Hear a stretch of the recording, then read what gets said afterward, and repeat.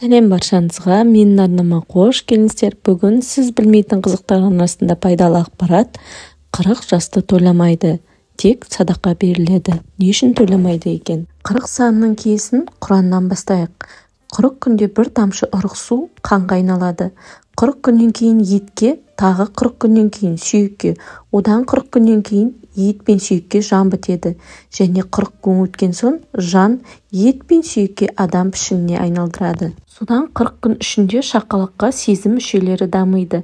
Тағы 40 күнде бала толысады. Сонымен 280 күнде ол деген 40 апта 9 ай 9 күнде нәресте өмірге келеді. Қазақтың салты бойынша дүниеге келген нәрестені 40-нан шығарып, қалжаны қыздың төркін апарады.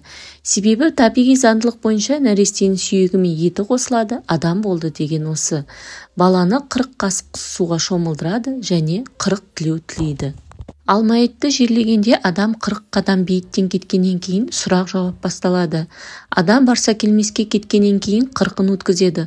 Оның себебі еті мен сүйегі ажырайды. Бұл 40 санының киесі үлкен. Сол себептен 40-қа келген адам туған күнін тойламайды, садақа береді. Қазақтар кезінде киіз үй тіккенде үй арасы 40 қадам болған екен. Алды бордақылағанда жылқыны жемдегенде 40 күнге жеткізген екен. Арғын рулары қасқырдың бас сүйегімен ер баланың басына 40 мәрте су құйған.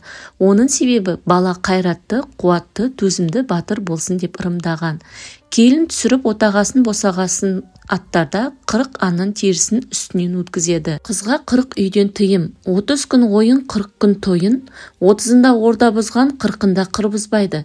40-тың бірі қыдыр деп босқа айтпаған екен қазақтар.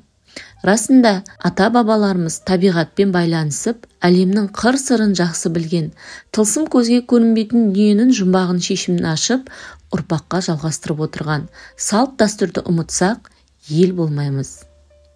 Егер видео ұнаса, ақпарат пайдалы болса, лайк басып, менің арнама тіркеліп, қоңыраушаны басуды ұмытпаңыздар. Барлықтарыңызға сәттілік.